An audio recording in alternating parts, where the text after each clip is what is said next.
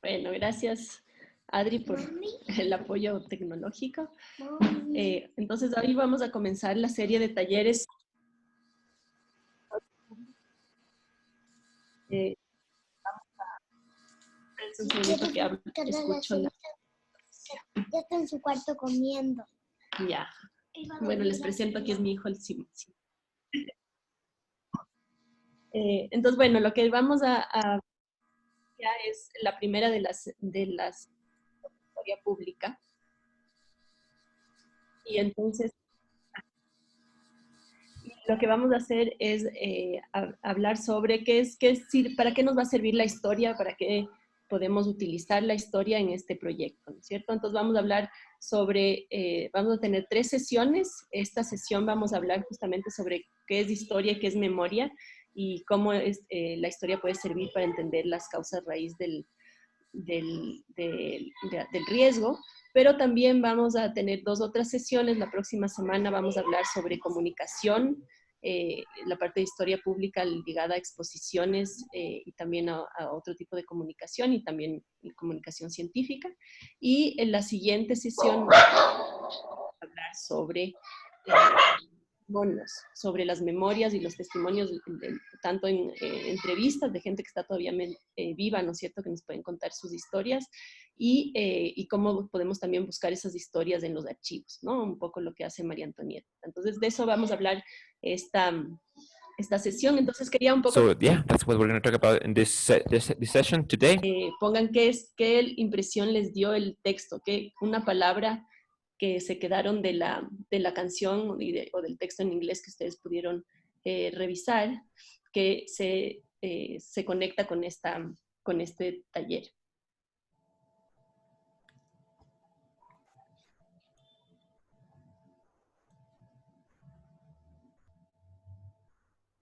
Ya, gracias Eva. Que mujeres, ¿no es cierto? Vamos a hablar hoy día también de un poco de género. Patched, ¿no es cierto?, los retazos, tejer, y un poco la fortaleza de las redes, dice Liana. Entonces un poco vamos a ver justo cómo la historia es ese pedazos, ¿no es cierto? Pedazos que se tejen, pedazos que se recuerdan o se olvidan. Y que la historia es así, ¿no es cierto? No es una mirada completa, y creo que podemos hacer esa reflexión también con las ciencias sociales en general, que nos muestran, un poco continuando con la discusión. Sciences, kind of continuing with the discussion we had on Monday with Teresa's talk. The fact that we think that everyone has, their own intentions, and there's an intention behind everything. But we're also going to see that in history, that everyone has their own perspective. They can see just a part of the whole. So history also leaves a mark, right? And what marks we decide to remember is also filled with a political stance and a social stance. So what we're going to talk about today is precisely the social function of history, not only about history as curiosities that we get from the past or heritage, something that we have as traditions, but also that function of understanding the present and using it for public policy, which is what we're going to see today. Well, so we also have this idea of memory. That's something that a lot of you highlight. And that's kind of a discussion that we're going to...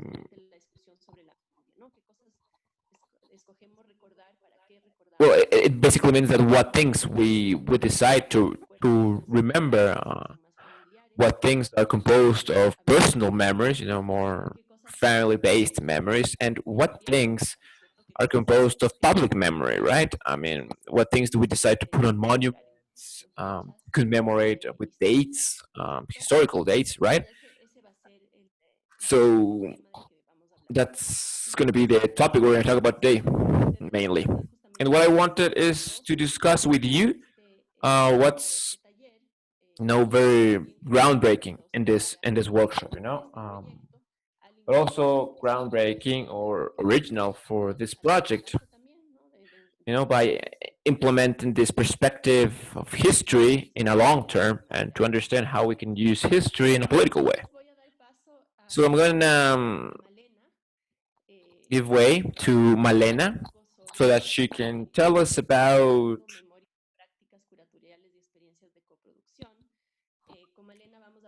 how to talk about co-production of historical perspectives. She's going to discuss about what's public history and what's that relationship between history and memory, which was kind of the title of the text. Afterwards, we're going to listen to Adi. She's going to understand the causes of risk, past, present, and future. And after those two presentations, we're going to have a series of questions and comments. In the end, we're going to do an exercise among everybody so that we can kind of implement these ideas, right? So, Malena, the stage is yours. Let me just share the presentation with everyone.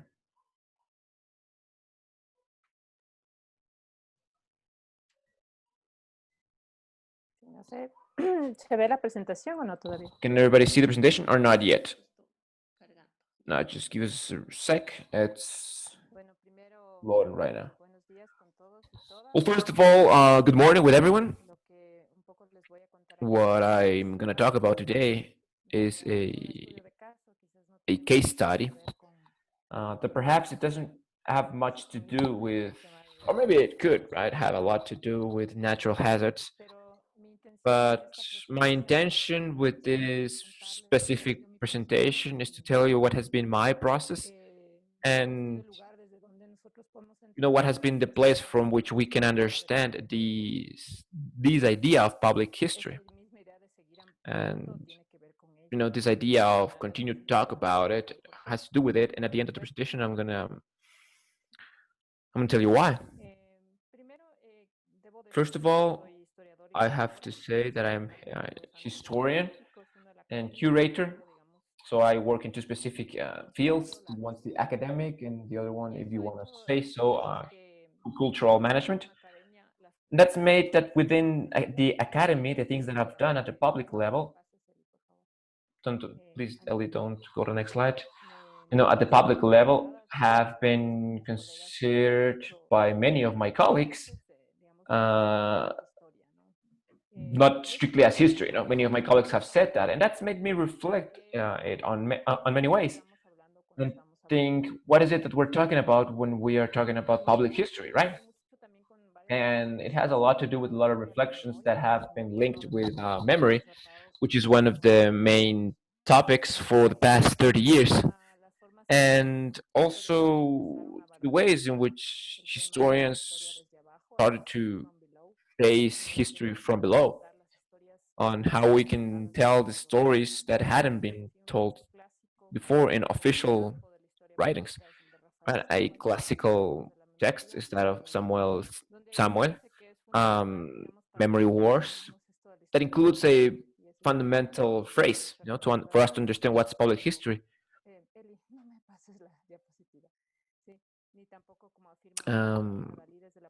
But it just kind of states that history is more of a social way of getting knowledge. It's not just owned by the historians. And in that sense, Samuel, what does is to describe the different ways that history is put in practice in the world. There's a series of practices and activities, and there's an active relationship between past and present. That's essential.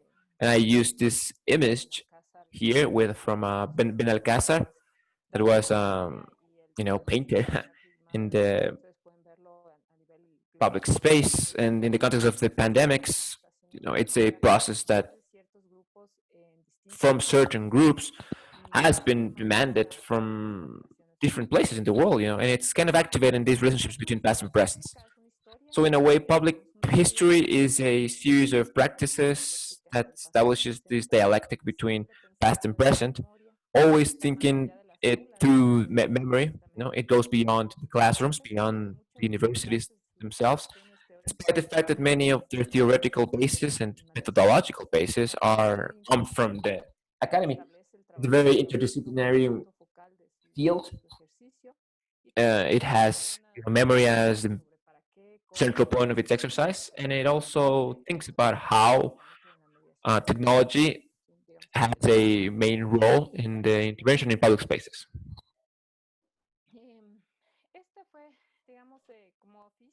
This was kind of, from my field, from my work as curator. I have worked in several museum projects. Especially, I've been interested in the relationship that the museums establish regarding the public space, right? And particularly the relationship that we have seen in museums with different spaces, right? So in this experience that I'm going to show you here, I want to kind of make a cross exercise between these objects that seem to be separated, in the past, that they are in a very far away dimension for us. And, from this exercise of economic historiography, for many of us that have studied that field, we have seen we have seen kind of obligated to review a series of processes and economical processes and others. And in this curator-based exercise, what we did was perform a research, a collection from a museum. From the general perspective, of museums, we could say that's a very boring place, right? Where there is a series of small coins that tell a story of what that coin is. It doesn't really go beyond that. So what we decided to do with this project was to open the critical possibilities that a space such as a museum has. We built a whole infrastructure, such as, curators say, a conceptual infrastructure that try to understand money as a moral category. And in that context, we did a series of exercises, right? For the 2 weeks that we performed the exercise, the workshop, I remember we did a comic exercise, and that reminded me of this time, because in this particular project we did an exercise that was based theoretically and methodologically based on history, right? You can see there the artist that did this exercise, specific exercise. But beyond that, we found these coins, right? They're haciendas coins, and these coins were used through the entire hacienda period when the public was being created, very well into the 20th century. They were coins that only worked in each of the haciendas where they were manufacturers, and they were equivalent to the payment. It was kind of a paralegal coin, to use word, and they, used cents to pay their workers. And actually, the worker, was working in this hacienda for a period of time, and hacienda owner paid him or her for a day of work, for instance, right? And he was like, his hacienda produced those coins. So when we think about money and history of money, we say, everyone had access to money always. Is like, no. There's countries such as ours that money, as we know it officially, a coin house was just established officially in 1927. So before that, there was this relationship that did not see money as an access to everyone. And on top of that, these small coins opened the way to a lot of histories, actually. So this specific space made us think about a relationship that initially we had performed with the series of community-based museums, and particularly with one museum that's located in north of Quito. It's called Museo Tabalango. It's a communitary museum. What you see here, uh, just as you saw in the video, is the space of the textile factory, you know? And majority of what this museum does, and why am I linking it to the coins that we saw before, was kind of it was kind of a type of work, you know. In Babura, there was a lot of textile manufacturing since the colony time, and this factory established in the 20th century, you know, in this place, this particular space, had been, you know, this space for a series of stories, you know, relating this world of work, you know, the world of haciendas, where they all came together all the time. And a lot of what this museum does is to recover those stories, you know, from this work. Um, one of the guides of the museum, one of the curators, he always uses this space, that's the space of the ruins, as you can see, to explain how they faced these work relationships at the time. How, for instance, they entered the labor market, you know, with wages and what they had, what that implied for the haciendas and for them, what were the steps that they needed to take. It's interesting because, you know, in the long term, what this memory exercise uh, that's performed through this building, you know, 20th century factory, kind of evidences that relationship. Another of the things that I told was the, you know, it is one of the first places to have a union in the 80s, right? So it's full of memory and full of stories, and you can see how they all got mixed together here, and they get mixed with other identity histories. And it also relates to a lot of political processes as a community, right? So it's very important space for a lot of reasons. And kind of what we did in this curator experience, through a series of dialogues and discussions that we organized, they were also a part of the curator process that we faced, was to understand these relationships, you know, with money, with work, and how those coins that seem so far away from us and from our perspective had a relevancy, you know. So beyond that, we were also very interested in exploring how this idea of memory kind of gets built both in the curator experience with Luzmila and Rene that are working in the museum. They visited our exposition and we planned a series of activities to do, you know, with them. But unfortunately, because of the pandemics, we couldn't do it. But it was interesting to see how their way to understand this type of work was impregnated in the way that they remembered haciendas, for instance, or factories, and how they activated in myself as a curator that memory, right, of, of work ways and working relationships.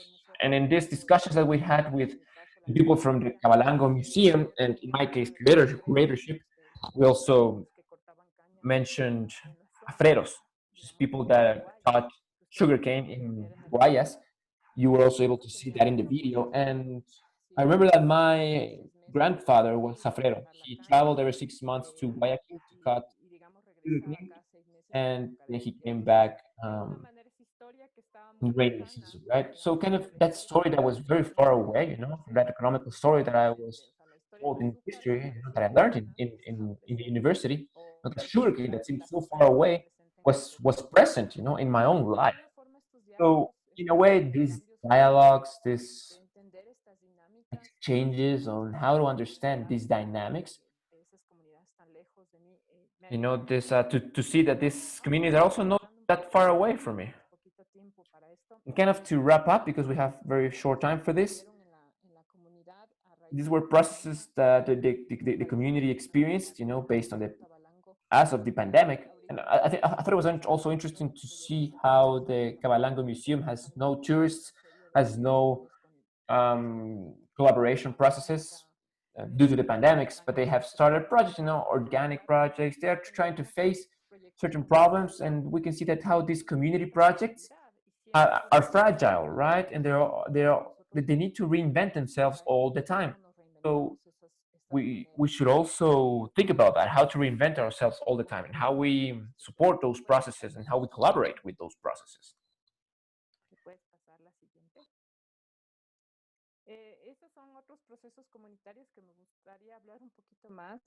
These are other community spaces that I'd like to talk about. Pamela Ceballos is an anthropologist, an artist that made a collection. I want to show a little bit more about this, but I don't have much time. She worked close with the community. She produced a museum, worked on the archive. There was a criticized for the national museums. But as you can see here on the left side of your screen, when they established a first exercise of museums, then the earthquake of 2016, they lost all that. This was located in the province of Manabí, and the earthquake kind of destroyed that whole community process that had started. So I want to show you this, in both in the case of Cabalango and this one, because these community processes are very fragile, right? We're always located in this situation of that they have the need to reinvent themselves. And kind of to wrap up this presentation and kind of to reflect about what I've just talked about, we can go to the next slide. There. I just want to leave, certain questions in the air from our point of view. How do we see history, and how do we see public history, right, or collective history? This history is characterized by certain specifics, and also this notion of master history. That's kind of, history is not, a teacher is not set. There's always this active relationship. And how from the public history, talking about the public sphere, there's a lot of collaborative spaces that we can work in. And we can open spaces to understand history. Perhaps you can build it jointly with other parties. It's a work not only of thinking with the community, but also thinking about our place within that community. Thinking about interdisciplinarity. How does this operate in our practice? Also, why are these stories legitimized? How are they legitimized? What challenges do they face? What are those parties that come into play here? There's an ethical point that I would also like to kind of set on the table. On the article you read about Rousseau, there's another one called Enzo Traverso that talks about how our contemporary press and always tends to politicize memory, right? And that what we should do in a way is to understand how this process happens and how us from history can work on it. And the last point, and I'm going to wrap up with that, is how us contemporarily we're always generating archives, and what problems, for instance, in a project such as ours, what types of archives are we generating, and where should those archives be filed? Who owns those archives? Who are they relevant for? How can we use them in our relationship with the community, right? So I'm going to leave it there, and thank you. Thank you, Malena. Okay, so now we will have Ari's presentation. Do you want me to share the screen, or would you share it yourself? I don't mind, Ellie. Let me see if I can set this up. Okay, if not, I can help you. If you have it there, let's go. Because of time. Perfect. I'll put it up.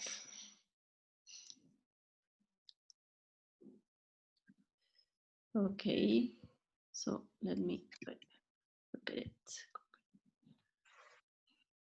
Oh, wait. I have it here if not. Okay, go ahead. Yeah? Yes, go ahead. Is it there? Let me see. No, we can't see it. Yeah, Okay.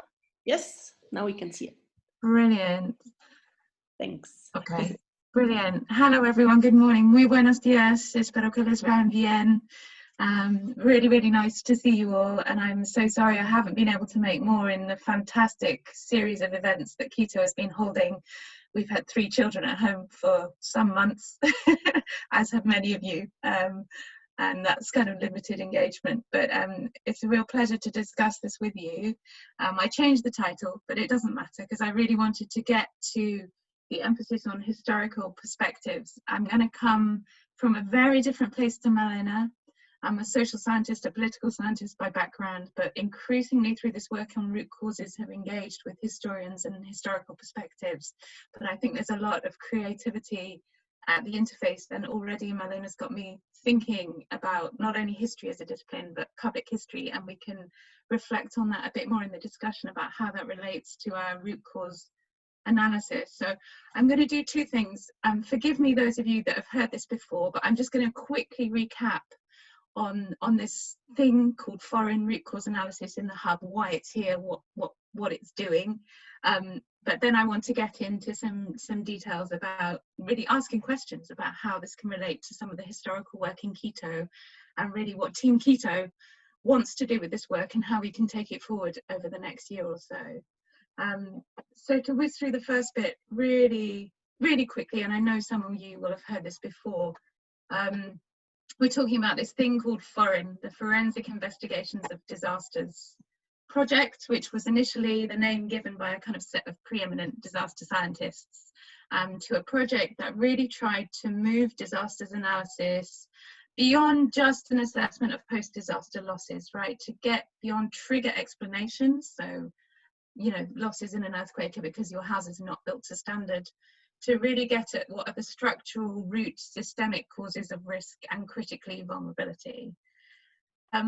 And to do this in a way that brings together a really holistic understanding of disasters, physical, social, political, cultural and economic events that are shaped in very distinct ways in urban environments. And one method for doing this, and one that I've suggested we use across our hub cities and we can discuss, and one kind of additional method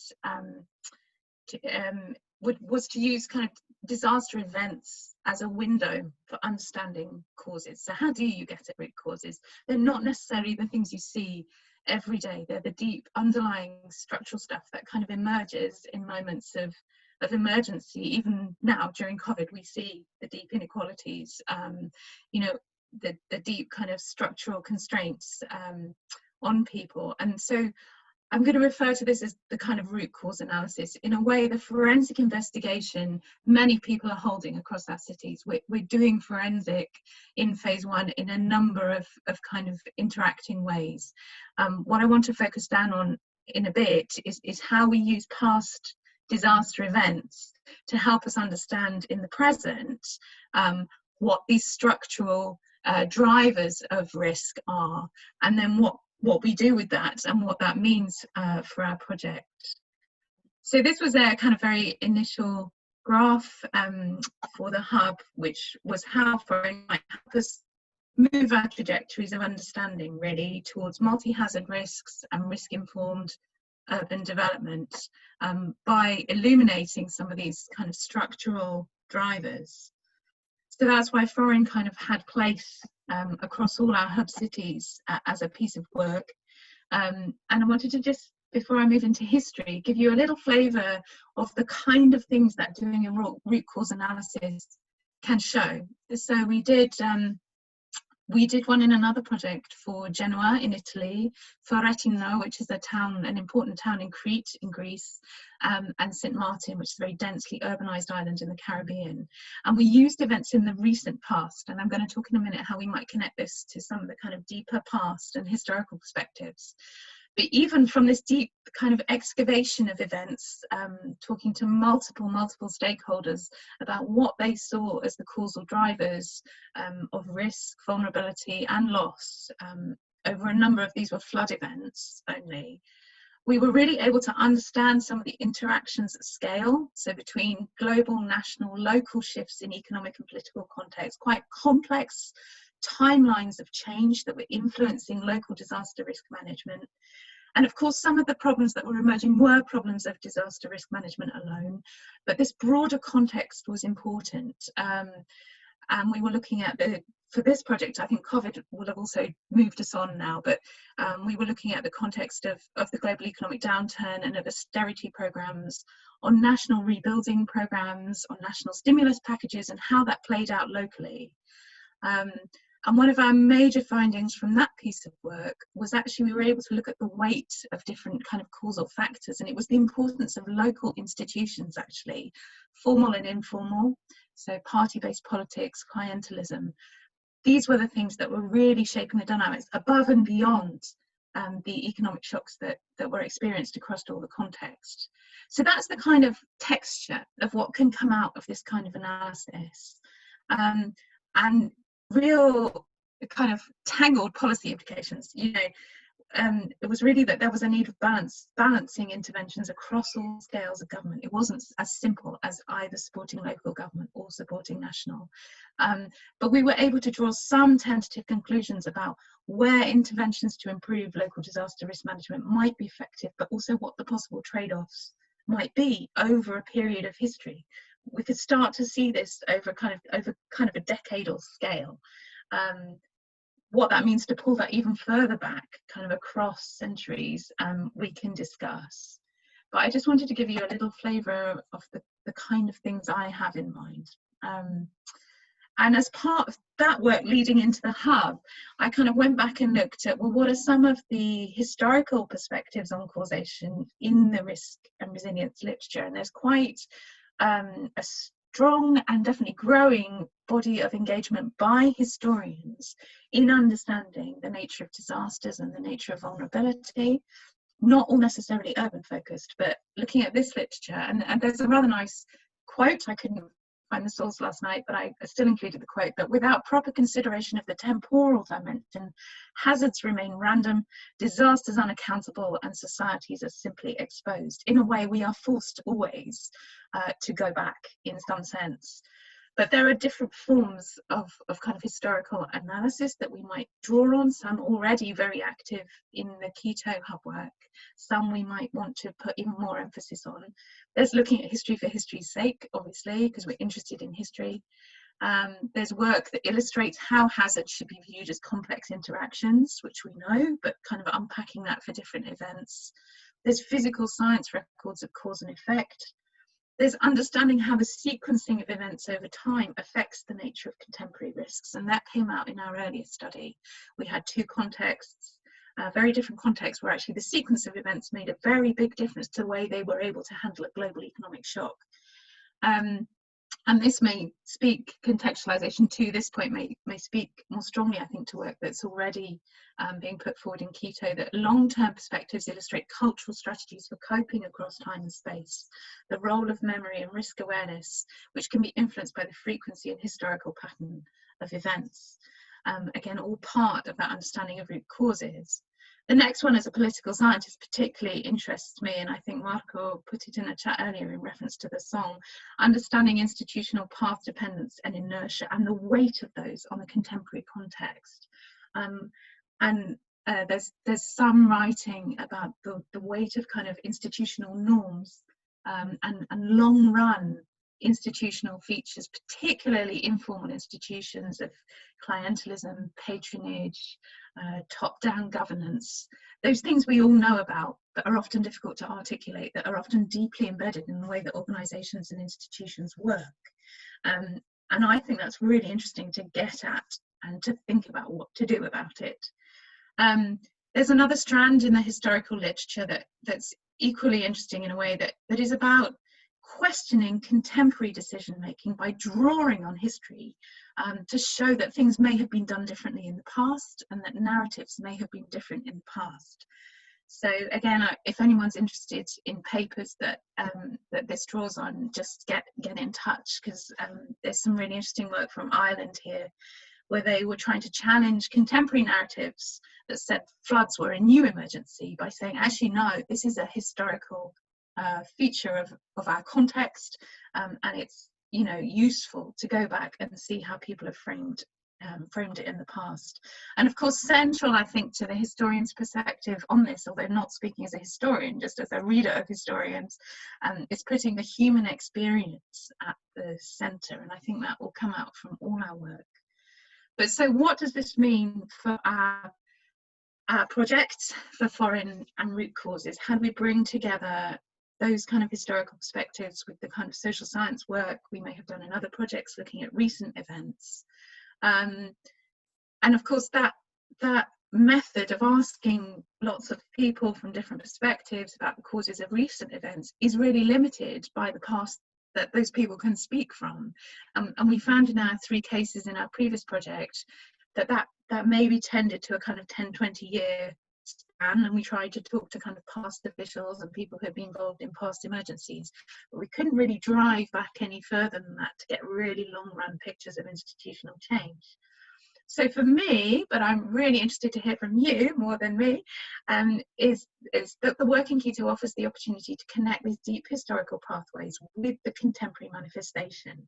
That's complex organisationally because we're working across 2 different work packages within the Quito Hub.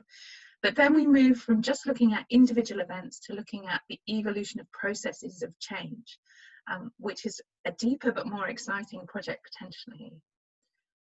We need to situate this, and this resonates with, I think, what Marlena has said, in the context of narratives, particularly about cause and responsibility. And there is no getting away from it. And I think it's the anthropologist Mary Douglas said that the politics of risk is always the politics of blame and responsibility. I've certainly found that to be true. So we don't necessarily take everything as objective truth, but understanding the narratives that people have about causes is really important.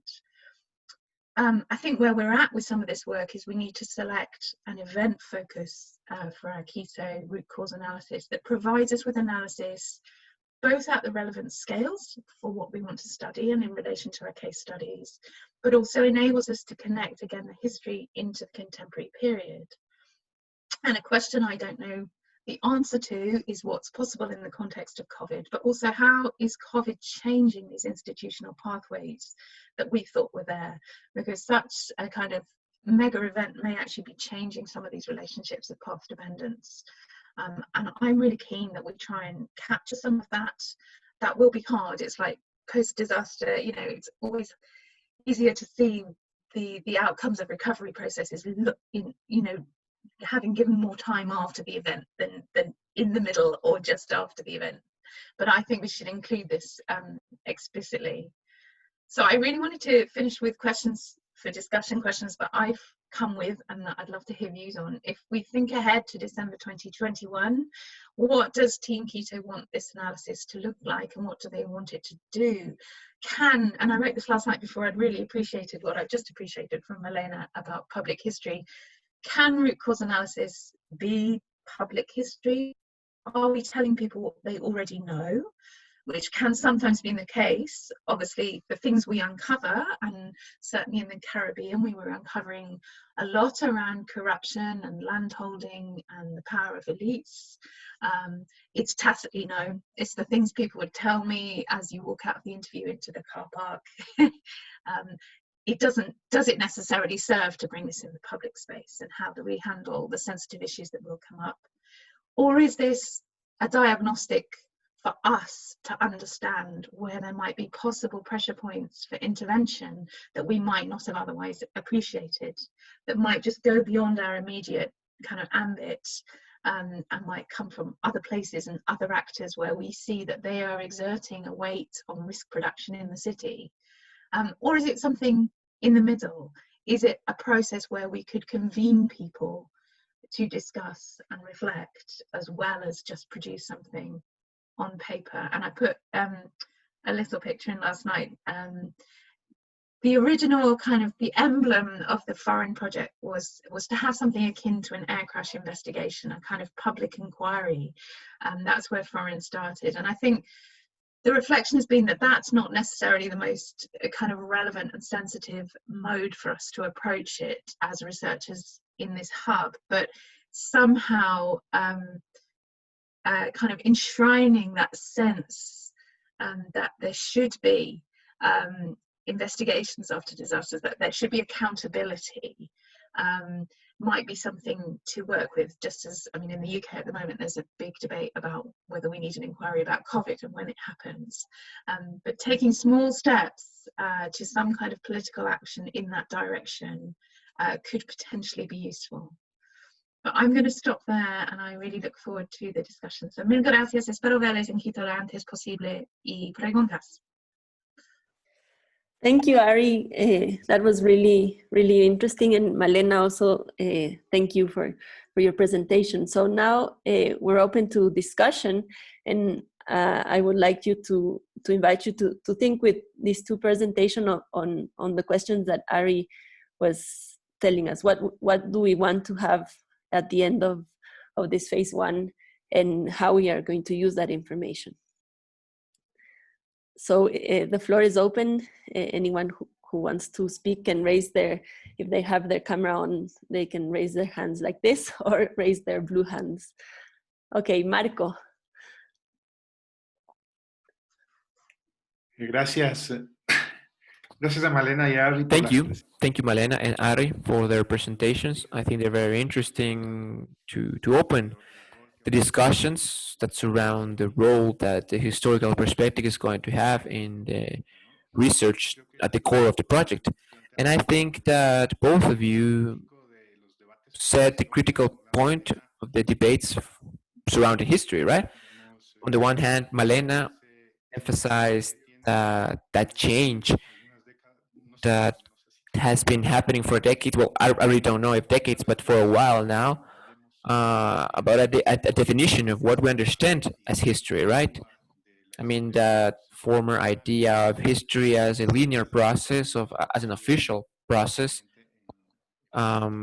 evidenced in the architecture and the public space, and that has been seen as unquestionable, right, for a long time. Kind of like that's what it is, and but it has changed, that has been transformed, such as Malena said, from different perspectives, from post-colonial views, that genealogy idea that's more postmodern, and they have started articulating history to other histories, right, through anthropology, sociology particularly, and to methodologically redefine the work of history through more ethnographic mediums. And I believe it is very interesting when Malena proposed to reconstruct, or how are we going to rebuild the memory in a project such as this one, right? And on the other hand, Ari's debate, that's the debate that's closer to social sciences. And the starting point is, the fact that history matters, right? History matters as an explanatory element of the social, political, economical processes. And in the political field, there's a lot of work from the institutionary work, such as Pat Pence and others, to understand that history is not a static process, but rather it's a dynamic process. There's perspectives linked to different theories, but we have to understand it, such as Ari said, research such as this one that aims at understanding risk. We need to have a more broad perspective, more contextual perspective, to understand what each of the people that live in the community and that compose these communities, beyond being exposed to a hazard, they also respond to socio-economical contexts. That was kind of my observation to understand the relationship between both presentations. Thank you. Thank you, Marco. Yes, that's what we have to do, connect. Giuseppe, please. Hello. Thank you, Malena and Ari, for the two presentations. I have also a comment that more or less follow up the comment by Marco. So I don't have any answer to Ari's questions, but I think it's quite difficult to have an answer right now. No, I was thinking about the same of Marco. So I think that there is also, how can I say, public history is also a problematic concept. So what does it mean, public history? So, for example, the Black Lives Matter in the last months posed us a question, or who tell us the right history. So the monuments or the statues of people that are have been considered people to to be remembered, they are rediscussed now. So this means that having a common or a shared history is always problematic, because history changes, and there is never a good or a bad side, or probably sometimes the good sides are hidden in comparison to the bad side of the history. So the point is also who should tell us the history to be narrated. And I was thinking about the paper by Ari that I just read. Well, I already read it. And it was mentioning the case of Genoa, that is a quite problematic city for its topography and for its meteorological conditions. And Ari and her colleagues, they were investigating the city until the last flood, which I think was 2015. However, for example, in 2018, Genoa had a bridge collapse that caused the death of 30-something people, and it was an important, crucial infrastructure for the city, also for the western part of the country, because it connected the harbor. It was a logistical infrastructure that connected the harbor with the rest of the city. So after the bridge collapse, there was an architect, a famous architect, that is Renzo Piano, that donated his project to rebuild the bridge. And in fact, the bridge has been rebuilt and should be inaugurated probably in the next month. However, this architect was a really famous person, and probably considered an expert to talk about how to rebuild the city. However, this completely inhibited a discussion around the development of the city, or around the idea of having a new kind of urban space. So why do we need a bridge? Why do we need a developmentalist approach to infrastructure? So just to say that sometimes it's also important who tell us the right side of the history, and who should be the expert who should talk about the history to be narrated. So in this sense, I think that having a shared or common vision of history, it's quite problematic. So for the Quito Hub, I think that we should be, I don't want to say that we should be careful about choosing the right person to talk, but we also need to reflect who do we want to tell us the history that we want to bring ahead. Thanks. Thanks, Giuseppe. Yes, so that's something that I think Malena addressed a bit, and she can answer on whose story we tell and whose perspective. Teresa. Gracias, Ari y Malena, por sus presentaciones. Thank you, Ari and Malena, for your presentations. They were very interesting. I'm going to try and respond to your question, Ari. The first one, what's the role of public history, for the hub? And your question is kind of, how can that help? And you asked this question, if we can, touch important topics such as clientelism. I mean, yeah, this is here. Kind of following the line of what I discussed on Monday, it's talking about a political positioning, right? It has a lot to do with what Giuseppe was saying, but also Malena, the meaning that history has. And the different readings that we give to it, they are political readings, right? How a project such as ours, this project, positions itself to tell a story. So I think that, kind of for Giuseppe to understand the context, most of the history that Maria Antonieta, Malena, and Lisa are finding in their work are a lot of readings that haven't been done in Ecuador. And I think that's important to understand that it's not a shared history. That's the first thing that we have to think about. That's already a contribution, right? It's a reading, yes, but that's the first contribution. And I just imagine, this image of how files are coming out to the street. I have that in my mind, and I think that's the role of the hub, to imagine how information, memories, history, yes, told from whosever perspective it's told.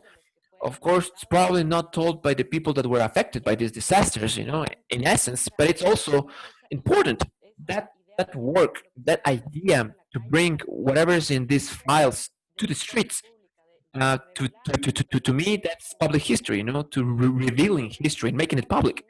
And I think that it's good to tell moments when we lived bad experiences, right? In a way, that's an instrument that history gives us, because it happened in the past. And Elisa has talked about this quite a few times, how to talk about things that happened before and how that helps us be aware of the present, and to tell us that we haven't really changed. So I think that what you, Ari, and Malena are putting forth is something that we're already doing, and something that I like, particularly about this is the idea of going to the streets. We were going to have a presentation, kind of a symbolism behind it. We are actually taking the history to the streets. That was literal. That was what we were doing, performing this series of reflections on the streets. Now we're going to do it online. It's going to be very well done, but that idea remains, right? Of how we are taking history to the people, and especially that in Ecuador, we don't think of ourselves as a society that has actually lived through through disasters, and we are a society such as that. I'm sure that Malena and Maria Antonieta have discovered things that they didn't even know about. And through that reading, through that study, we can achieve very important things. We are revealing elements that are very useful for this project. So thank you. No, thank you both. And I think that it's part of the research. It's one of the aspects that's going to have the most impact in the general public. Thank you, Teresa. And yes, you can also reply to that as well afterwards. That discussion of how we decide to relate ourselves with the public, right? It's one of the challenges I think we have. Not only to show the sensible side and the answered side, but such as Malena says, how public history is always a contested history. There's a lot of versions and there's a lot of debates around that. Elisa? Well, hello with everyone. Thank you for your presentations. Very interesting, and also for the videos that you sent us. I really like them because they make me think, right, on certain options on how to focus history. Because I usually think that we focus on these large events or disruptive events that in a way generate firm changes, but sometimes we leave aside this idea of building of how communities were built, their history, how processes were built. And precisely thinking about that, I would like to ask you, where does the history of these settlements comes in play? I mean, where does this history of how people got there, how they got water, how they got access to electricity, I mean, all these stories, about the day-to-day lives that in the end, as symbols and as meaning for people, are very important. And they explain most of the times why they don't want to leave a certain place, right? It's not just a house, it's leaving all this history behind, all this work that they have done, and that it cost them. So I don't know this part. How is it included in history, right? It's not this major events, right?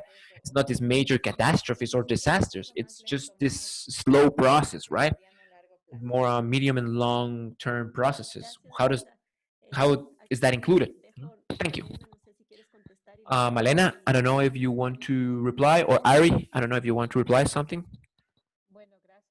Well, thank you for all your questions. I don't know where to start. Um, well, I think it's basically about, what Lisa said. What do we do with all those stories of all those settlements? I think that one of the videos you saw from Amareke Museum has a lot to do with how neighborhoods were built, right? But I mean, for me, I think the idea is to understand what's our relationship with these processes, right? you know, how we have lived through these processes. That's why I kind of mentioned what was my experience by going into these collections, right? How I lived through that. I do think that story is a dialogue bridge that from the field, right, from where we build the analysis, we can give something, right? But there's always some feedback that allows you to rethink the place from where you build stories, right? And you know, I think to myself, do these places became how did these places got people, right? I mean, there's museums. I don't want to say that nothing really happens in these museums and in these communities. You know, communities are places with a lot of negotiation processes, tensions, and etc. But when you turn and see to those processes, you find a lot of answers to the same questions that you are making. So, for instance, the Otawalango Museum is very fundamental and essential for me in a lot of ways. And also this work of La Moya that I've included in many of my researches. Why? Because they make me think about this idea of political processes that they make a community decision. You know, in recent history, uh, they have worked on this quite a bit. That I mean, you know, the history of the victims is there, right? We tell that story, and that's it. But memory always has a relevance to the future, right? Not really to the past, because there's a process of bringing up what happened, and that's important to consider, you know, because victims are not just victims; they were also creators of political processes that allowed a community to do what they did. So there's a series of pathways that I think are important to visualize and to understand, and kind of going into the dynamics of these processes. This story is, you know, embedded. I mean, that's how the story of the sugarcane is embedded into my life, for instance, or the story of the work relationships is also embedded in our lives. And actually, the exercise of this workshop, you know, that's the idea, to see ourselves from that perspective. Not that when they talk about gender, we are just, you know, separated from that feminist movement that's, you know, just damaging our statues with pink paint. But it's actually it's also linked with our history, right? So I think that's also important, and I think that's a possibility. I don't think I want to make any more comments about that, but thank you for all your comments. Thank you, Malena.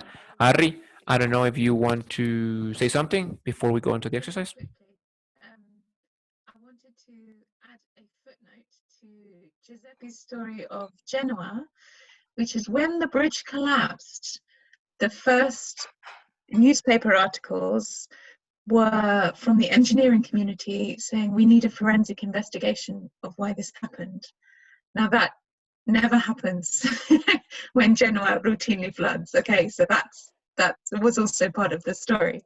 But I think the central point of this discussion is this role of history in creating new imaginations and narratives that can broaden, that is political in itself, right? This powerful image from Teresa and from, you know, out into the street, that is a political act. And I think that's exactly the main takeaway of this discussion for me, and this sense of history as broadening our imagination and narratives around disasters. But there's an analytic kind of dimension to this, because if you do historical analysis and you start to get a long run view, you start to understand systems in a way that you can't from a kind of contemporary social science snapshot, and that becomes really interesting and really important. So there's a kind of analytic dimension to it as well. And just to say, I completely kind of concur Eliza's point about the importance of kind of community and individual histories, and how we must make them count in the kind of assembled history we're going to do of causes. You know, that is all part of, absolutely, and Malena talked about history from below. So I think I didn't stress that, but as part of method for understanding root causes, being able to kind of bridge these causal narratives and bring out that history from below, I think would be fascinating and really important. Again, in creating more organizational complexity in a hub, but what's amazing is we have the power to do that, whereas so many projects would only be concentrated in one small slice or the other, right? Anyway. Thanks, Ari. So yes, that's the challenge, and I think we will try to get there. Okay, so I'm going to give Malena the floor because she will explain the exercise we want to do today. Si puedes compartir la pantalla, la del ejercicio. If you can share the screen, or should I? I think it's Elisa. Are you going to give us a small break before that? Yes, right now, actually. No, until we share our screens. Thanks. So we're going to have a short break. Can you, Elisa, can you do it? A break for 2 minutes. So go get a coffee or if you need anything.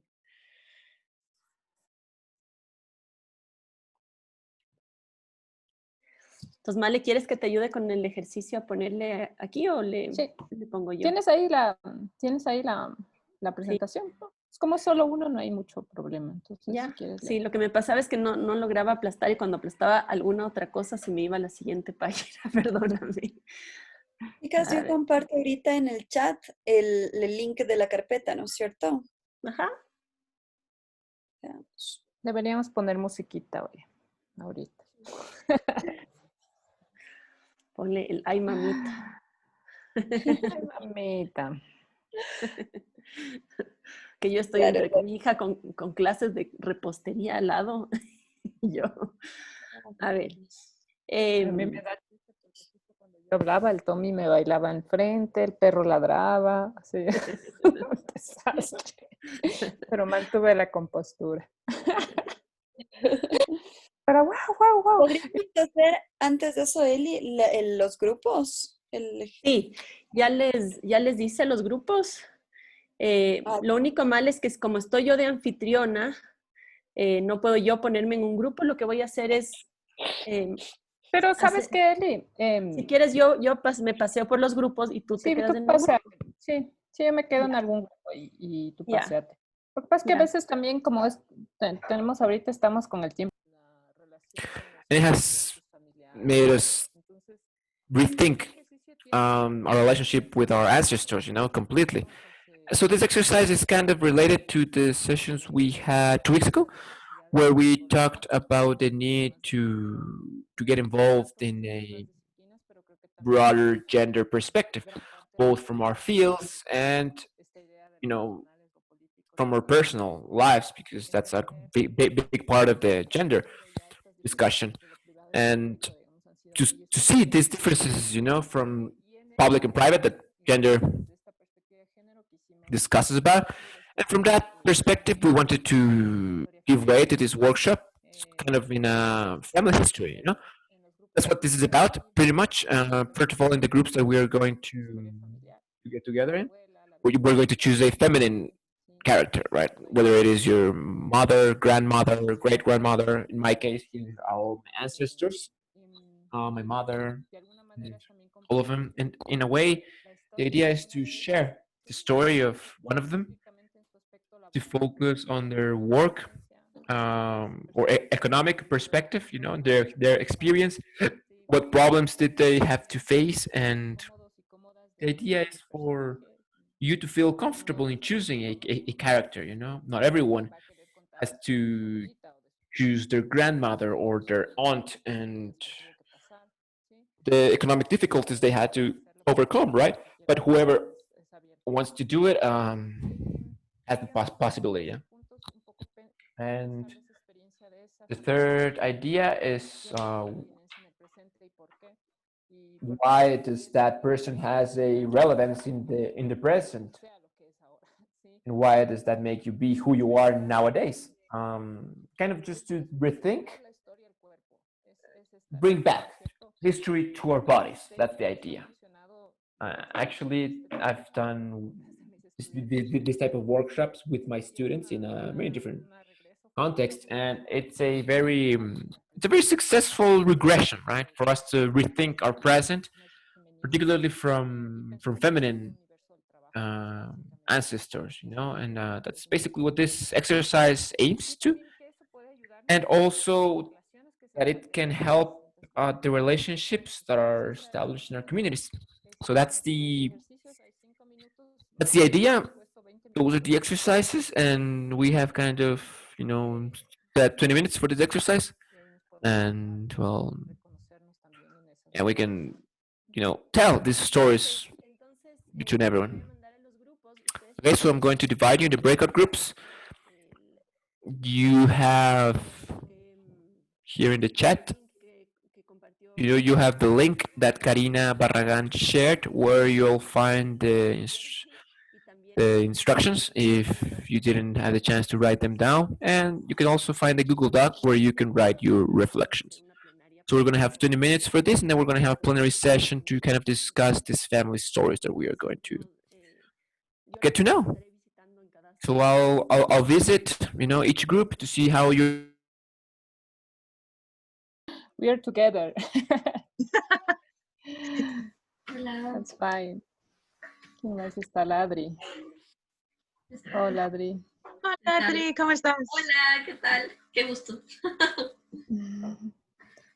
Tenemos el Google Drive aquí, Y esperando. el grupo 4. 4. Sí. Si quieren, vamos abriendo.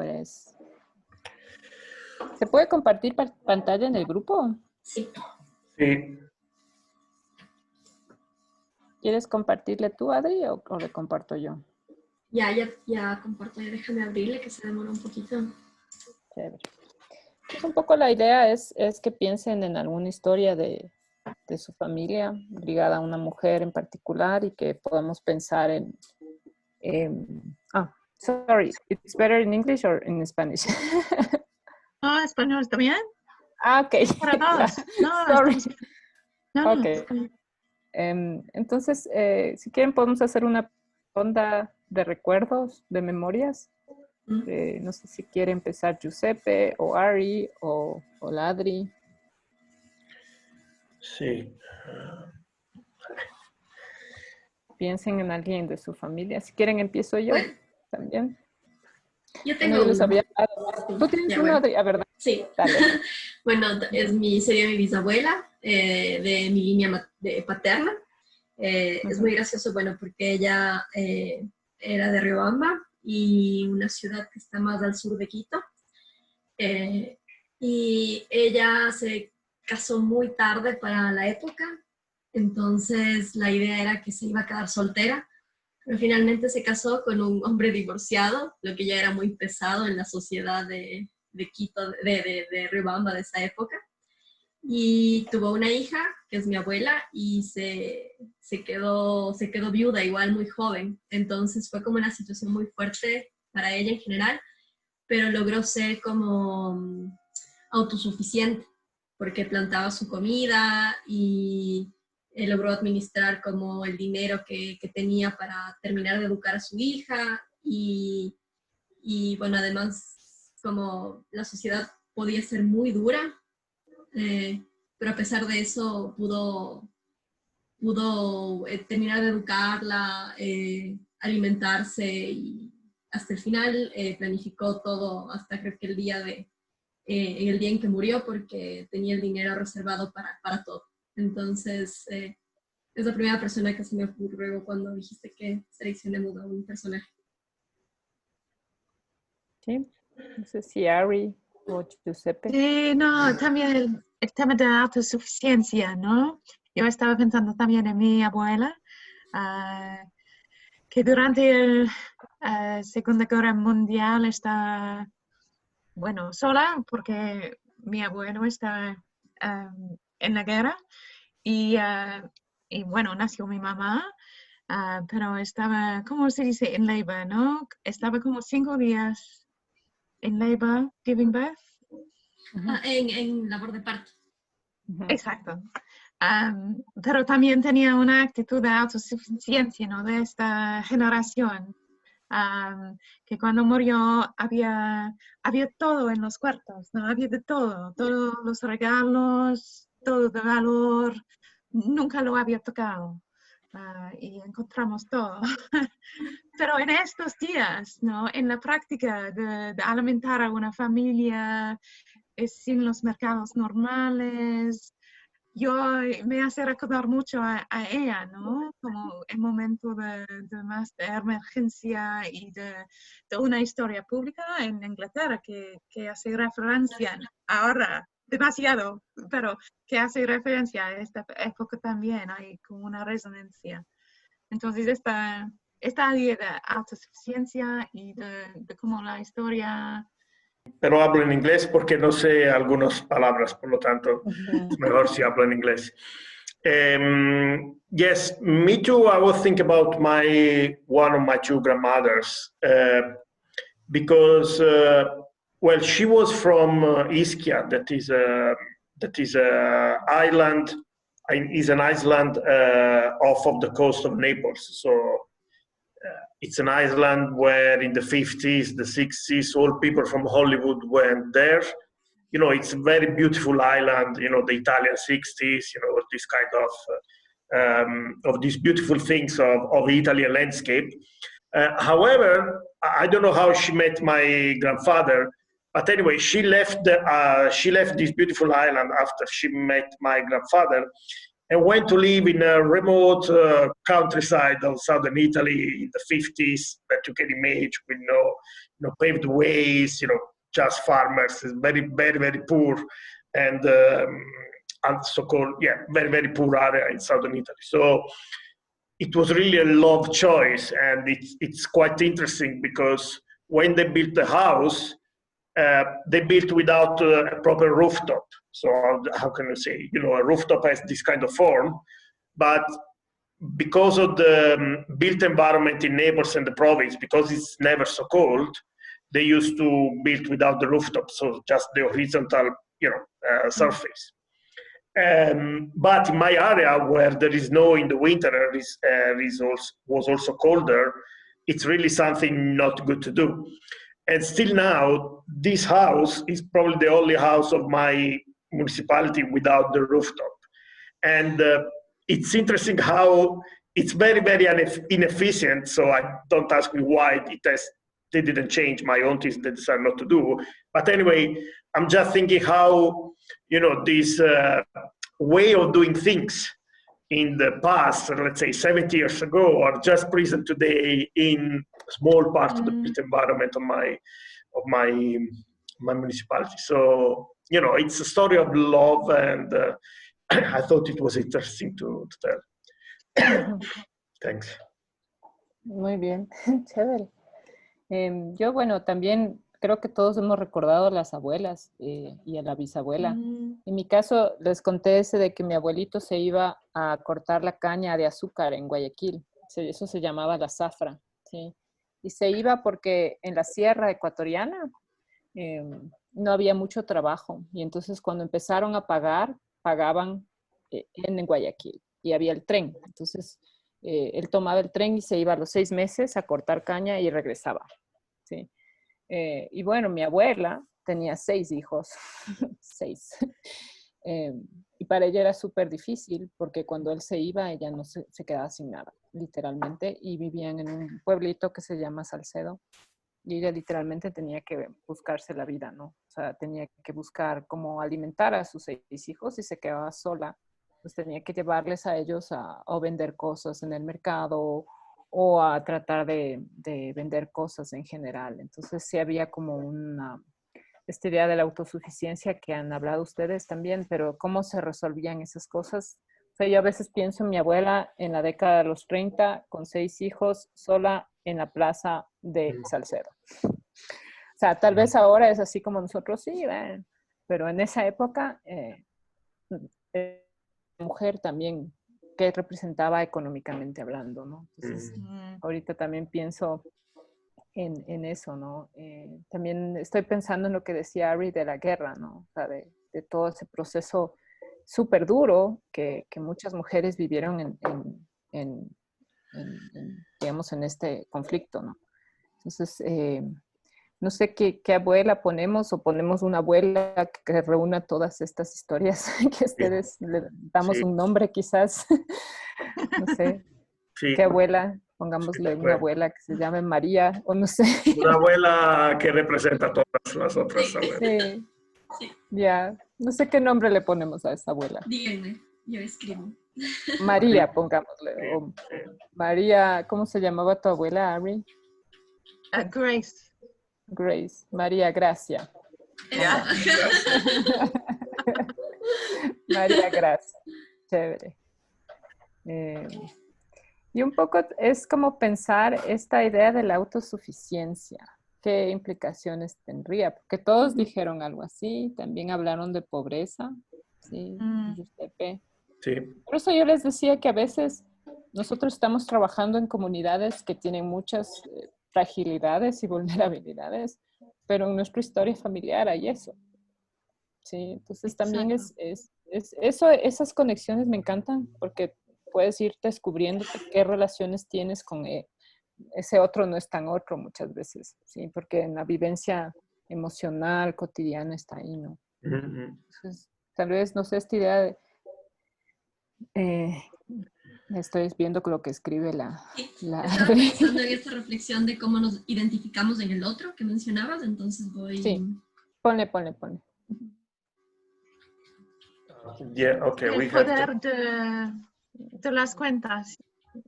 Me hace recordar de mi niñez, ¿no? Cuando fui a visitar a mis abuelos, las cuentas de esta época, cada noche. Pero fue los como cuentos. Una stories. cuenta, it was like a bedtime story, no? For children. Okay. But now, I appreciate that, the power ¿Tu abuela of that te history. contaban eso a ti? Sí. Ah, mira tú. Pero sí. cada noche como un pedazo de historia, como un recuerdo, pero fue toda una historia para nosotros. Sí. Sí, y quizás desde esa perspectiva es más fácil acercarse al otro, ¿no? Porque sabes que está ahí. Hay como, quizás es como una empatía, digo yo. Especialmente pasa mucho con las historias de mujeres, de las abuelas. Yo he visto muchísimo eso. No sé, Adri, tal vez la autosuficiencia, pensar qué es esto de ser autosuficiente, porque creo que todos y todas hablamos de autosuficiencia, ¿no? Tú también dijiste, ¿no? Y también autosuficiencia, pero en esta época pasada, como dentro de la reflexión de la situación actual, de cómo lo haríamos nosotros también, es súper interesante. Eso me gustó mucho eso, porque creo que todos llegamos a lo mismo, ¿no? Sí, pero también de una historia de familia, por lo tanto, la mujer que, ¿cómo se dice?, que tiene cura de, no, que hace sus decisiones en base a la necesidad de la familia, por ejemplo. Exacto. Sí. Y para mí un aspecto importante, que no sé si es útil, pero todos hemos hablado de abuelas, porque probablemente si hablamos de historia reciente o pasada, la abuela tiene una dimensión más larga de historia, más o menos un siglo o más, un poquito más. Por lo tanto, fue interesante que ninguno habló de la mamá o de sister, que son más o menos recientes. Por lo tanto, creo que es la nuestra dimensión de historia es una dimensión de historia pasada, como puedo, you know, something longer that not just recent, but really coming from the deep past, let's say. Un pasado profundo. Sí, más o menos, sí, profundo, sí. Sí. But with that, maybe more distanced, mirroring the Quito hub, to talk about relationships with mothers is more, sometimes more intense, more conflictual. And in current for many of us still. So that this provides distancing and an image that you can relate to without bringing that current, maybe. Sometimes I think it's also, sorry, I'll speak in English, it's also difficult not difficult, but you know, when you ask to someone to talk about family, it's always, you know, because some people might have bad history of family or bad sides of the family they don't want to say. Well, for example, it's not my case, but you know, probably the grandmother, the abuela, might be a little bit a more neutral figure than a parent or, you know, a sister or someone closer, not closer, or someone also temporary, how to say, close in terms of time, you know, more recent. So yeah, it's always sometimes might be difficult for some people to really express their sentiments when they talk about family. So. I love it. Grandmothers as a metaphor for disasters. Súper. Yeah. La grandmother es una metáfora del desastre. Sí. ¿Sí? De una manera. Es fuerte. Sí. No tenemos que stretch, sí. Sí, pero me gusta esto, porque no sé si siempre hay como el mundo de Quito y el mundo también de Europa, ¿no? Porque de eso estamos los dos. Aquí están ustedes y estamos nosotras. Pero a la larga, si ves los procesos de tu abuela y de la abuela de Giuseppe, quizás son procesos también complicados, ¿sí? Son difíciles. Y a veces yo lo que siento muchas veces, porque yo soy casada con un francés, es que los europeos se hablan de la guerra, pero no hay la guerra. No sé cómo decirlo. No, es verdad, porque es parte de la mitología pública. Sí. Y es como, y es como una cosa que pasó, pero mi abuelo pasó, pero no, nunca realmente entras y dices, fue horrible, o sea. No. Mis abuelos, esto, y fueron procesos horrorosos. Sí, fueron y cambiaron sus vidas completamente. Sí. Y, por ejemplo, cuando nosotros nos enfrentamos a comunidades que están en situación de riesgo, es eso también. O sea, exacto. Es eso. ¿Me entienden? Esto es como muy interesante también. Sí. Sí. No creo que el... Hello? Can you hear me? Sí, sí. Sí.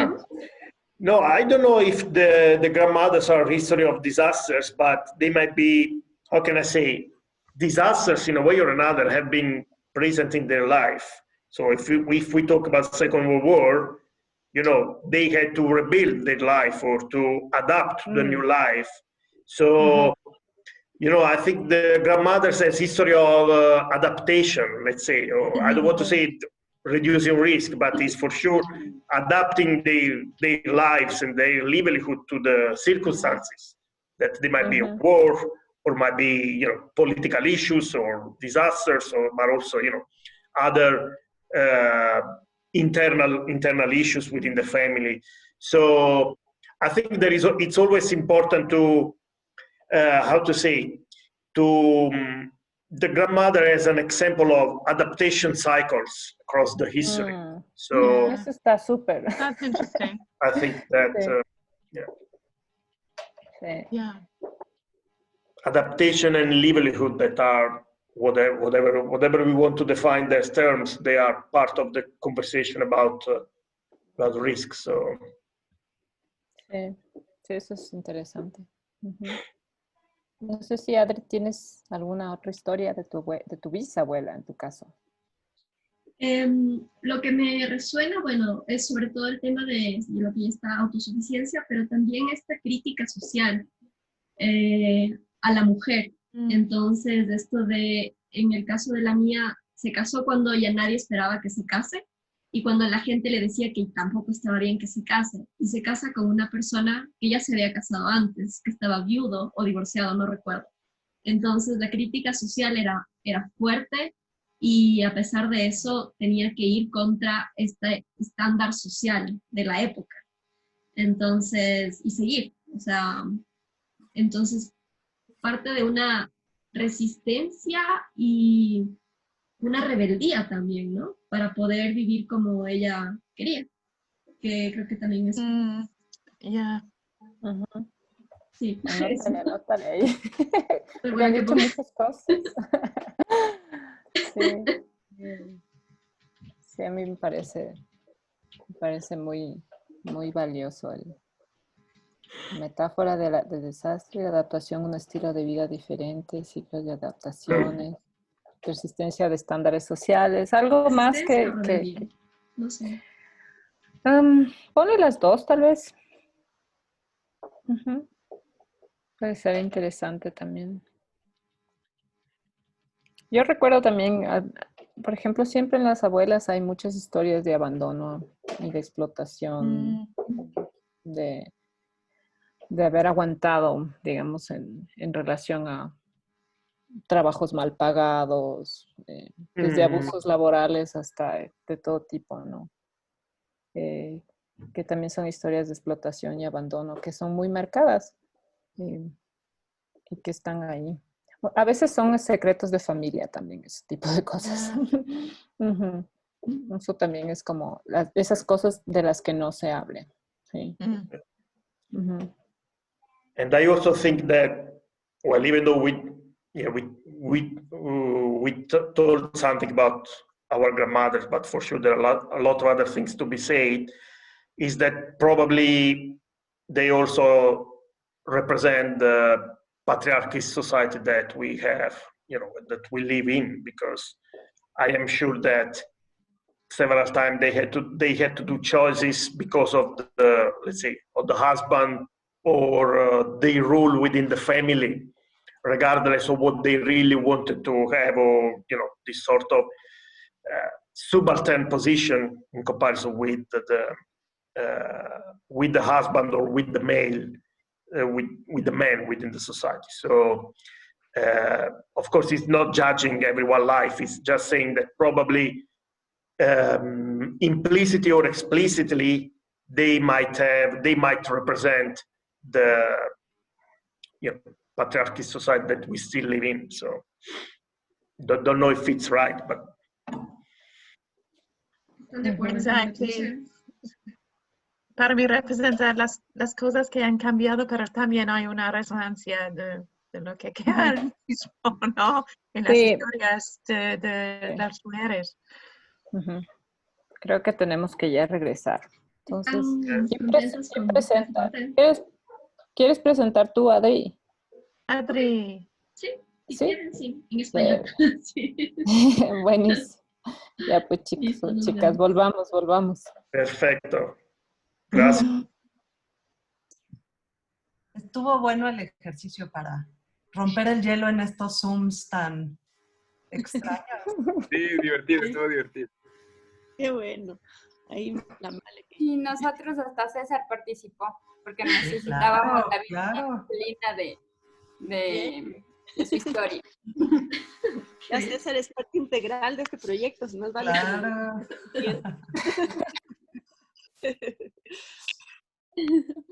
Por eso es que la memoria es tan potente, chicos y chicas, colegas y colegas. Colegas. Fue como terapia. No, es verdad. Es toda una cosa. Cuando uno entra a pensar la historia, el history from... entra todo. ¿Por qué le cortan a la Male? Sí, estaba chévere. Ok, entonces les voy a pedir que alcen las manos los que van a relatar para un poco discutir qué nomás hablaron. Adriana. Yo puedo relatar. A ver, la Adriana que primero. Sí. Empiezas, Adri. Sí. ¿Y compartes nuestra pantalla, Eli, y tú? O... ¿Quieres compartir la pantalla? Comparte nomás. Ok, bueno. ¿Pueden todos poner silencio en sus micrófonos? Your microphones, please.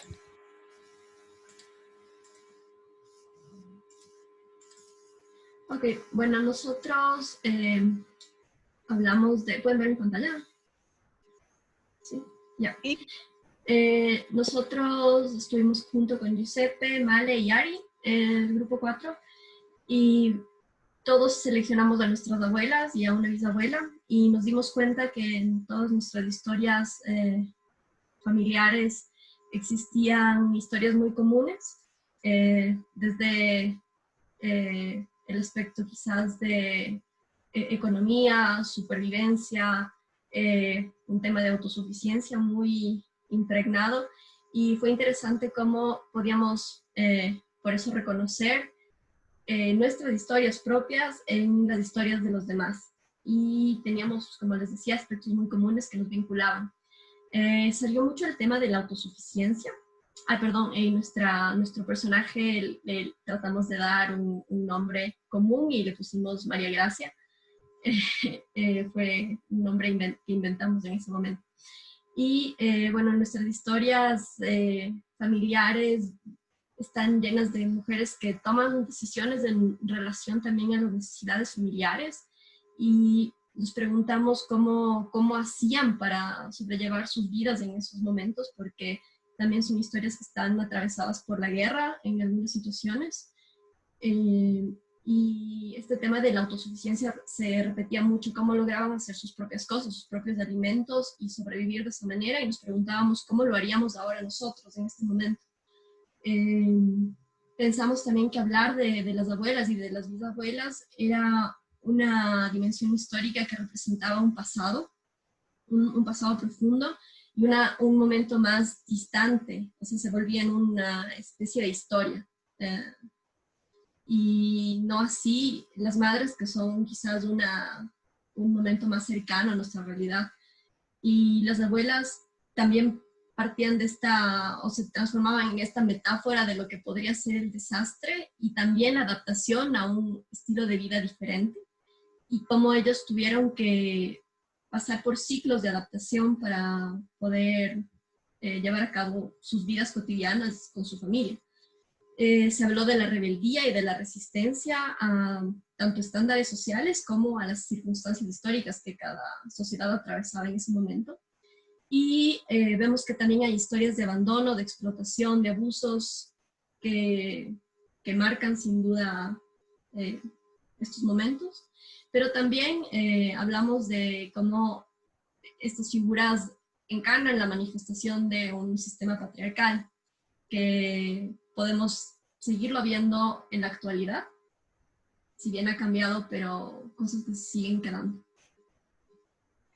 Gracias, Adriana. Muy bien. Cassandra, ¿quieres tú continuar? Sí, claro. Bueno, nosotros fuimos un poco menos abstractos y conceptuales. Lo que hicimos fue, elegimos a ¿Sí le la... puedes dejar tu pantalla? Perdón. Sí. Lo que hicimos fue elegir el relato de Jenny con su tía abuela Amy, porque ella nos contó que fue una inspiración en su vida, ya que fue una mujer que rompió muchas reglas de los roles sociales femeninos que había en Escocia en ese momento, donde ella incursionó en espacios solo dedicados a lo masculino, ¿no? Y bueno, haciendo una reflexión general, teníamos relatos desde migración, relatos de mujeres en espacios domésticos, de mujeres haciendo otras actividades a las que se les asigna, y lo que pensábamos es cómo todas finalmente también son experiencias de resiliencia, porque son mujeres que se han tenido que adaptar, que han tenido que moverse y sobrevivir. That I've had to move, you know, that I've had to survive to the patriarchy, right? And and to raise other generations with a different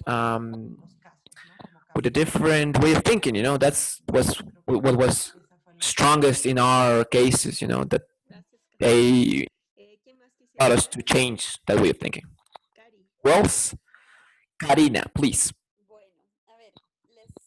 Okay, so I'll tell you, my group was made up by Eliana, Maria Evangelina, Camilo, and myself. We shared the experiences of several grandmothers and women in our families. It was very nice, you know, because it turns out that we all come from Latin America, and in that context, the stories have a lot of common points, right? So it's kind of the same reflection that Adriana did at the beginning, you know, how the story of other people's, despite being their own, can also reflect reality of so many others, as a collective. Most of the common points we saw were related with labor aspects. We had a lot of women field, and related to to raising children, not only their children but also the community's children. The consequences that these women had to assume on the disruptive decision making they took. It was also interesting because we have a memory of how these women kind of created this resilience, right? In the face of what that chauvinistic patriarchal system of that time imposed over them, and they overcame all these situations. Many of them with their children.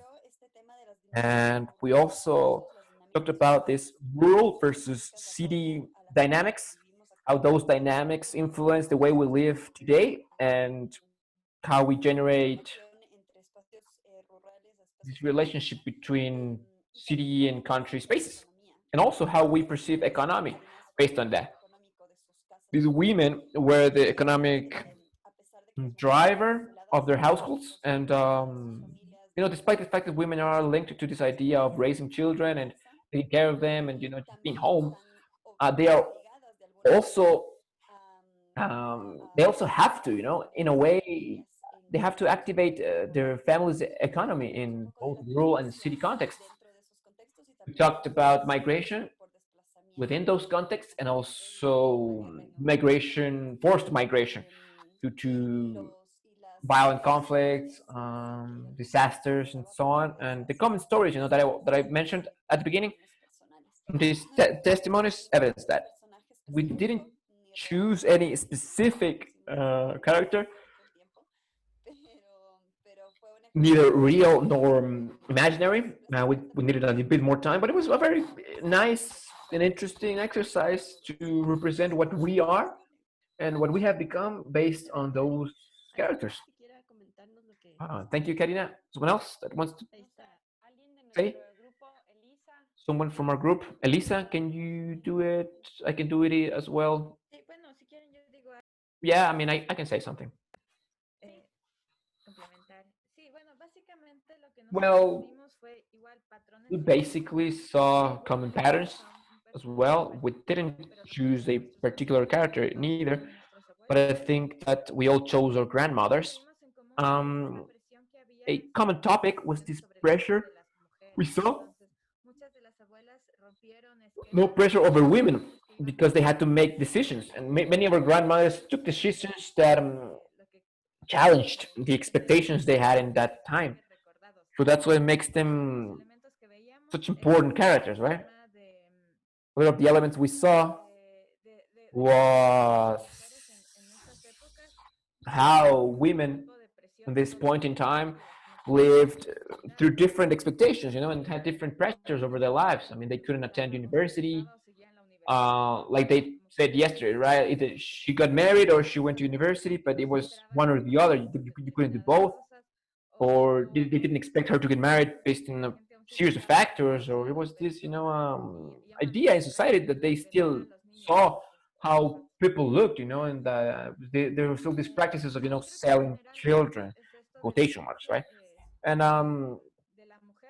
in general, it's this idea of the agency that women have, making decisions regarding their family and also their religious aspect. That was something very important in that time.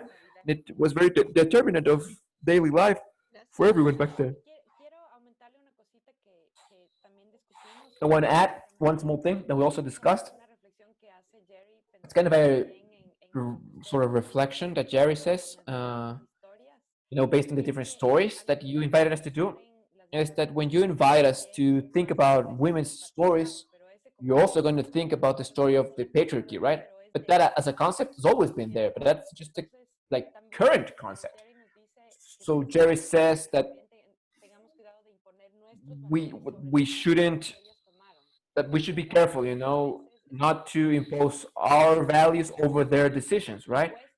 it's true that most of the decisions were imposed. They didn't really have many other options, but in sometimes they also wanted that, you know.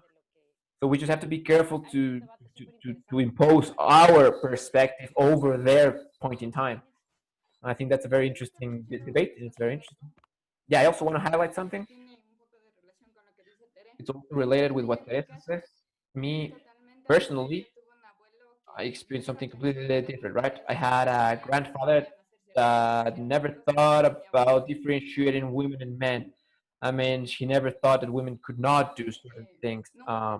Actually, it was my grandfather who promoted this idea that everyone had to work, right? My mom had 6 siblings. There was 5 women and 2 men, and they were pretty much working in a farm. They had to, you know, do farm work, and they never experienced this segregation or differentiation. Regarding education as well, my grandfather respected their individual decisions and supported them. So I think there's always this other side of the coin, right? Yeah. And if I can comment one last thing that Teresa's intervention maybe made me think about, it's also this idea, right, that how we tend to idealize certain tragic stories from our perspectives, you know, and we kind of make these characters sort of heroes, right, and that avoids us, that impedes us to see the reality, right? Because in a way, if we idealize them, we just say that's what has to be for these characters to exist, right? So we should think about, you know, the place we're at, and at the same time kind of make this balance between not imposing our own principles and perspectives that come from different historical, social, political, economical contexts. We have a completely decontextualized perspective, so we have to be aware of that. And we have to understand, you know, that it happens, you know, we tend to idealize. Yes, thank you everyone for sharing your discussions with us, and that you can, I mean, we went over a little bit on the time, but I think it was worth it. We're going to conclude this in like very short 5 minutes and invite you to next week's session. I think that what we got from this session are those temporary scales, right? From the recent past and the past, and how we saw that what we want to give back is those perspectives, you know, on the past as a general public past. Also, what we remember individually and what brands us, you know, individually is are those stories, but we choose those stories, you know. It's that there are stories that we choose to tell, that we choose to live, that we choose to remember, and we choose, you know, just spaces from that past. There's probably dark stories that you don't want to remember, and there's probably stories that you do want to remember. So, you know, the same thing happens in these more social and like broader stories that include larger groups of the society. So I think that's one of the things we saw today. The thing is that idea that history is not only in books, you know. Malena and Ari wanted to show that to us, that story has a political function and a social function and an analytical function that Ari reminded us about, of trying to understand what happens, but also being able to execute a change based on what happened and what we can see from the past. And lastly, I think that this exercise, and I think this is something that's happening, right? And I think that's something worth mentioning, that each of us is trying to see a way to use this data, you know, in our own research. So hopefully that's something we can achieve in the end, this deep perspective, but also contextualized perspective. And what Teresa says about what Jerry said, you know, it's very important. We have to be very careful of not imposing to the past ideas, principles, you know, that are current, that are ours, you know. So that's important as well. And try to go to this past because it does have common elements with the present, but it also to understand that things meant a different thing in the past. So, well, I don't know if anyone wants to say something to conclude the session. Malena, Ari, if maybe you want to say something in the end, I don't know. Not really, but rather I was very glad to listen to all your stories, you know, from your significant people in your lives. Because you learn that in these scales you can understand the story of each people, of each country even. I mean, I told my group, we have this idea of the Europeans see these resiliences from war very far away. You know, I've always had that sensation. They were very complex processes that their grandparents lived, you know, and so these processes, when you face local resilience processes, local exploitation processes, I think we share more things than we are aware of. Even though we're talking about a team made up of many countries, right? I think it's also important to know where we come from.